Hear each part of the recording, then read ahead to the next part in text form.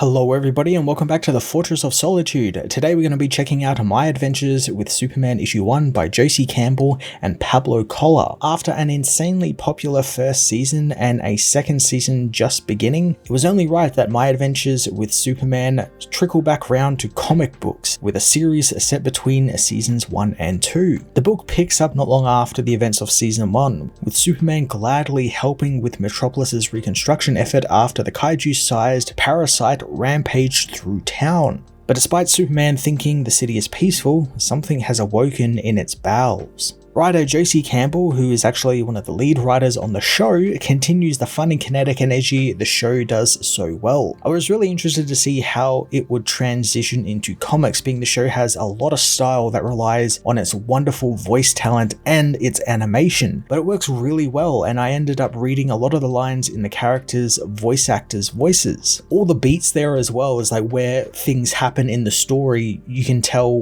where they would happen in animation as well, and I kind of like that. I think that's a good sign that this is a good transition of something from animation to comics. On top of Superman facing a new threat that's emerging from Metropolis, it's also Christmas time in Metropolis, and we find Clark is spending Christmas alone in the city, which leaves him as a bit of a burden for the other Daily Planet reporters who all just kind of have to listen to him kind of be a little bit depressing about him being alone and kind of trying to gain sympathy from other people. It's really realistic. It's something that I'm sure a lot of people have dealt with from, I don't know, co-workers or other people you might know. There's always that one person who might be spending Christmas alone or just like doing something on their own or something, and they always try and do that whole sympathy card where, oh, I'm on my own, but it's fine, it's okay, I'm okay on my own, but really they're not. Everyone's seen a person like that, and I like how Josie plays with that with Clark here. It's great, and it informs his character again. The Clark in this universe is a bit more bumbling and, a bit more, like the Christopher Reeve Superman Clark dynamic where Clark was a bit more bumbling, and I like that they're playing that up here. Of course, we learn the reporters listening to Clark are kind of doing it on purpose, even though they don't want to, because Lois and Jimmy are busy planning Clark's first ever Christmas in Metropolis, wanting to do all these great things to make the first one in Metropolis on his own big. Because after all, he's had quite the year, especially becoming Superman, battling Ivo and Parasite and,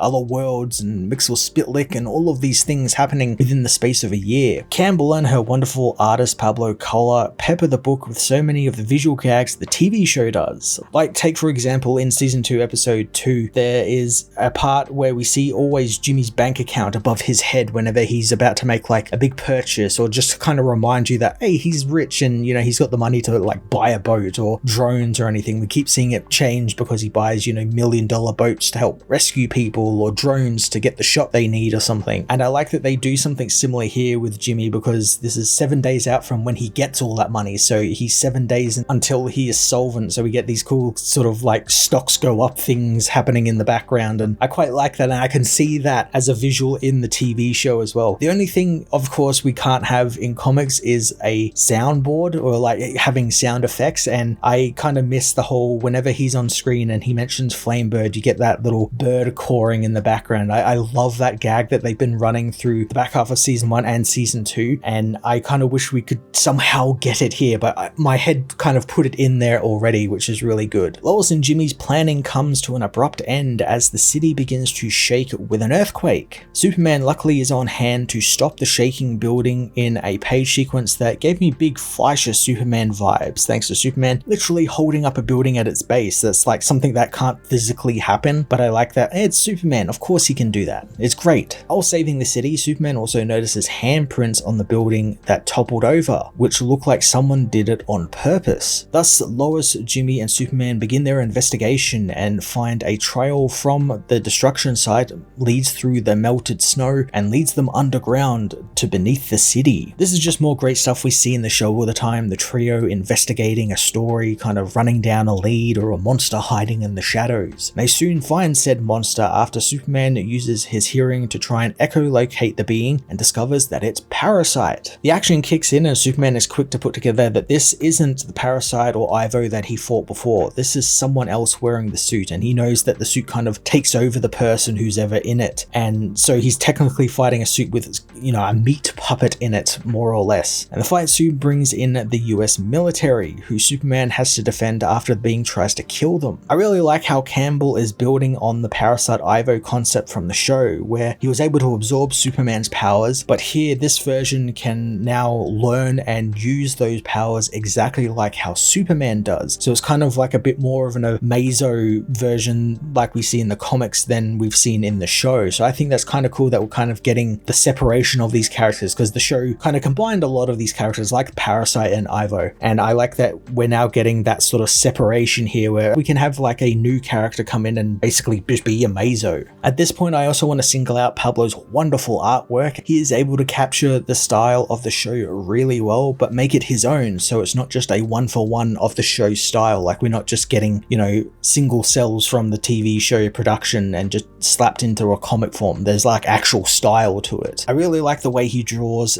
this version of Superman and his Superman suit, specifically because he makes the red trunks just a little bit longer in the leg so that they look like kind of like shorts, thus making it very much like the classic 1930s Superman look, which is one of my favorite Superman looks. And not only that, the coloring by Nick Filardi is this like off blue teal combo that we've seen in the show, but I like how it's translated here on the static page, and it just looks really nice. It's better than that just normal, you know, dark blue or like a light blue that they usually do. It's like just slightly off, like you've got like a faded blue look, which I really like on Superman. We soon learn that it's not all as it seems, as the Being asks Superman for help, meaning this isn't like the Ivo suit we assumed it was. Before Superman can help though, we're introduced to a new character to the world of the show, Robert Dubois, more commonly known to a lot of more people as Bloodsport. Robert is working for the US military and takes down Parasite, citing that the mech is US property and Superman shouldn't have been able to talk to it since it has no AI or voice box, meaning that it might be something else entirely. And Dubois isn't being fully truthful, because of course he's not. He's definitely lying to Superman. Dubois quickly bundles up the suit and whisks it away, leaving Superman to wonder if battling the creature was the right thing to do. Now, this wouldn't be My Adventures with Superman without Task Force X making an appearance or having some sort of hand in everything. And Deathstroke ends up turning up, having been keeping an eye on things, and we learn that Bloodsport is actually working for Checkmate, Waller's direct competitor in the tactical espionage game. Now, this reveal actually quite surprised me a bit, since the book is introducing us to things we've not yet seen on the show, and I think it's really quite strange that it's doing that, because then you have to have the show reference the comic book if these characters end up turning up, which would then kind of alienate some viewers who haven't read the comic but are only watching the show, and now we've got things from the comics creeping into the